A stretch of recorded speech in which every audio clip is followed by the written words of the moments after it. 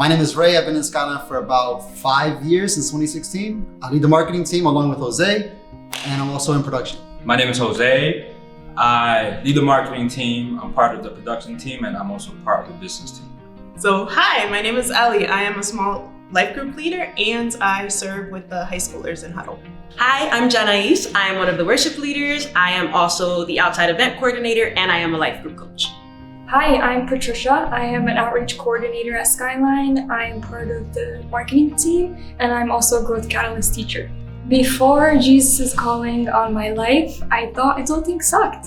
I had to grow up really quick. When I was 12, my mom passed away, so I took on a lot of responsibilities. So I was always thinking, like, when am I actually gonna have fun? When am I gonna get to be a kid? And that came around in college when I was partying and drinking on the weekends. And that's kind of like when God stepped into my life. I started coming to Skyline and I had to make a decision whether I was gonna continue to do that. One of my friends put it in the best way possible. She told me, why do you bother coming to church if you're hungover? You're not getting anything out of it. And that hurt, but it's what I needed to hear, and it led me to make my decision to wholeheartedly be committed to God. And after that, I just saw like exponential growth in my life. I always thought it was just about responsibility and being by yourself, always holding up on your own. It was just you and nobody else. I always thought like when I was 18, I was gonna get a job and help my parents out with the bills or whatever. After I said yes to Jesus, just everything changed. But it didn't happen exponentially. Being able to build a business, a really successful business. I haven't worked a job in about 3 to 4 years. Not that there's anything wrong with that, but it's never been my goal. But being able to do it, when Jesus actually called me to, and on a really strong foundation, that's something that it was only possible with like God. Because like nowadays, everything is, we're in a microwave society. It's not easy. Just because you say yes to Jesus doesn't make it easy all of a sudden. It's very much a journey. It's very much multiple challenges that happen. You have God there, and God puts people in your life that really help walk you through it. And that's kind of changed the game for me. And honestly, I love talking about Jesus, especially on social media. Like, I believe social media evangelism is a thing. And once upon a time, I would have never wanted to put on there like, oh, I love Jesus. No, I'm not afraid to do that. And if people don't follow me, cool, it's not for them. But there have been tons of people who do get impacted by those things. I think all of us have invited somebody through social media, or even just they're like, hey, why don't you just come to my church? Heck, that's how I ended up here. Yeah. So it's really, all of us pretty much.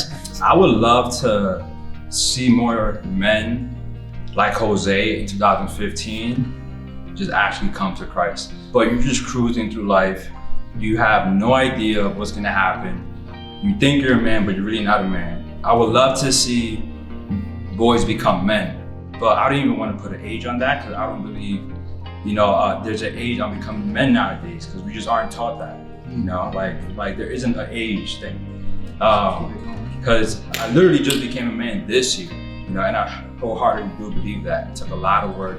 I have such a heart for the youth. A lot of people don't know that just because I'm always on the worship team, but everything is done for me intentionally, especially when it comes to social media, when it comes to how I worship.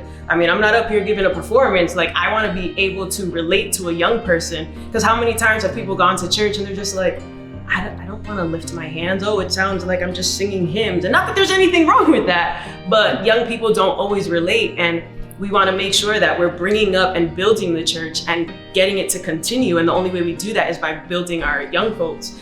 And I just want to see more of them showing up to the singles ministry, showing up to Huddle, just showing up to Sunday morning service, whatever they have to do to just get here, to learn about God, and to maybe change their lives earlier than it took me. I had to wait until a little bit later, but maybe a little bit sooner, maybe before they go to college. Maybe they go to college and start a ministry out there. You never know how much they could impact someone else. So my biggest thing is getting to our young people and getting them to know Jesus. The other thing that most people don't see is just little conversations that I get to have in the background. Like last week, I had the opportunity to go into Domingo's life group, and he leads young men. And it was really cool to talk to them because they got to hear one from a woman's perspective, one from a single Christian woman's perspective of what it means to date or how to pursue a girl or what a girl really wants and things like that. And honestly, sometimes those moments mean so much more than what people see just on a Sunday morning. When I first started looking into ministries to join,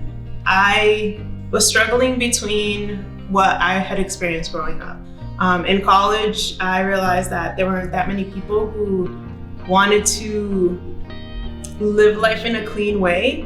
At the time, I wasn't religious or anything. It was just, I knew I should do certain things in the right way. And so there was a struggle because everyone wanted to party and go out and have fun, and I was just not into that scene. It took me a couple of years to actually give in to temptation and sin. And that's one thing that I regret now. I hope that young ladies feel that they can reach out to someone, that they don't have to follow the norm or follow, what the world is telling us to do, that it's okay to do what God asks you. So what I'm really excited about is that I don't get to do this alone. When I first came to Skyline, I saw people, there's like the different generations of Skyline. This crew, they grew up together. This crew, they grew up together. And I think finally I'm in a space where I have my crew. Like, we're not doing this alone. We all have the same purpose. We have the same goal, and we're all working together to do so. Like, if you hear all of our job descriptions, so to speak, how we lead here, it all intertwines. And honestly, I think especially this year, 2020, which was supposed to be a year of separation, I think we all connected a lot more. And I'm just excited to see how we grow individually in our friendships, as well as how we grow in leading our church and, helping just spread the gospel in a way that's maybe a little bit different than the generations before us may not have done. They didn't do it on TikTok, I'm just saying.